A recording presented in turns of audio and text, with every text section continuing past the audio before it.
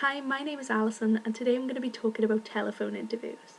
There are two methods used to give you a telephone interview. The first is that they'll ring you spontaneously, and you may feel like you can't really be prepared for that, but I'll give you a few tips later on which will hopefully help you feel a little more prepared. The second way is that they will ask you to book yourself a slot on a certain day, and they'll give you an option of times, or they may give you an option of days. If this happens, don't just click anything.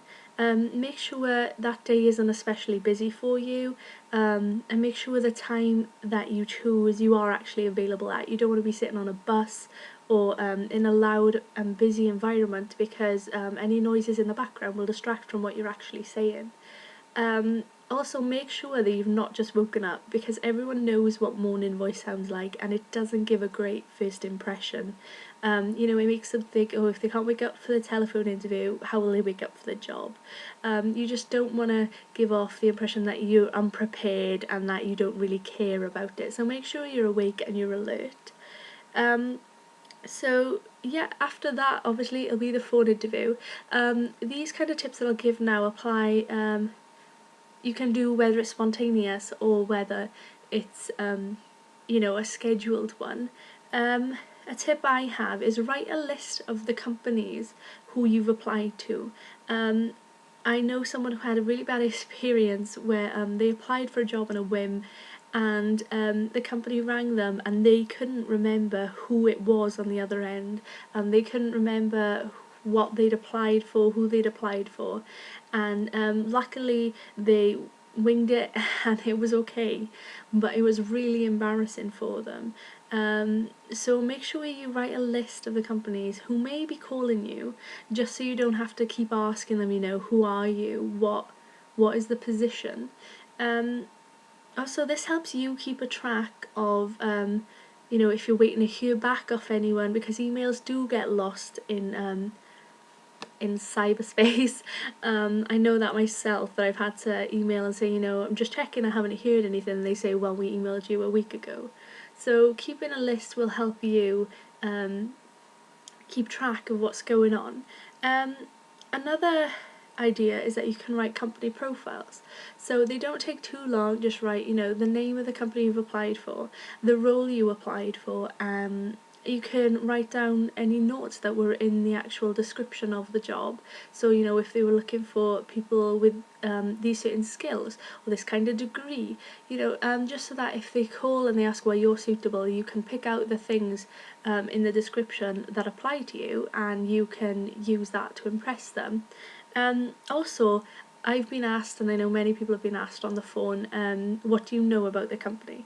And this question may seem quite simple if it's a well-known company, because you can just pull off anything on the top of your head, but I think they want you to have looked into the company, to research in the company. I know with one interview I had, they asked me what I knew, and I'd researched the website, the products that they offered, where they were based. It was a global organisation. I knew how many people they employed, and it's this kind of information that impresses, because it looks like you've taken time and effort, and it looks like you're really interested in the company. And I know a lot of employers find that people don't do that. They do just say the general things that everyone will know.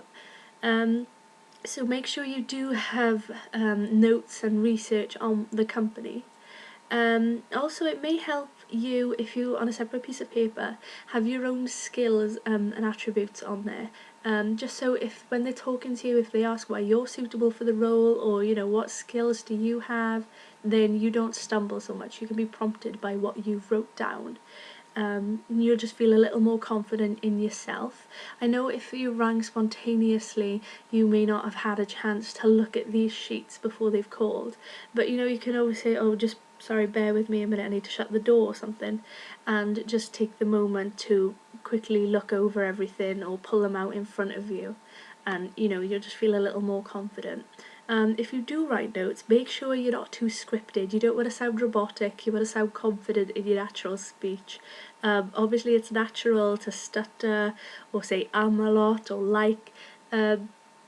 Everybody does it, but just to make sure that you're not doing it too much, make sure you speak slowly, make sure that they can understand what you're saying, just because you don't want them to think you're saying something that you're not, just because they can't understand you or hear you properly.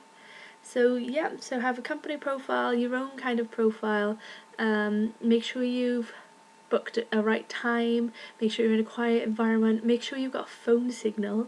It may sound crazy, but you know, if you're in a place that's really bad signal, it can be really frustrating trying to hear what each other are saying, because you might mishear them and they may mishear you, and you don't want that to be the reason that you don't get onto the next position, the next lost my words.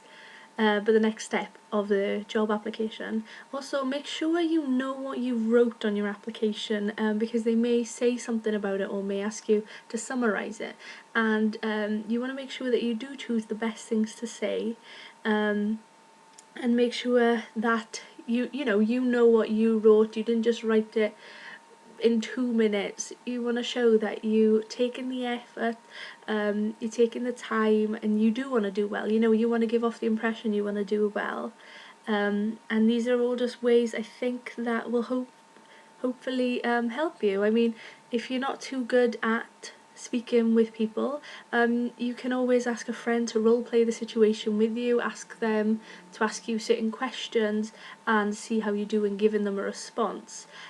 Yes, granted that they may not know if that's a good answer or a bad answer, but you'll get more confident in just speaking to them about yourself, about the role, about the job, and you'll come across better on the phone. So I think that is it. It was a longer video than I thought it was going to be, but those are the tips that I'm going to give, and hopefully they help.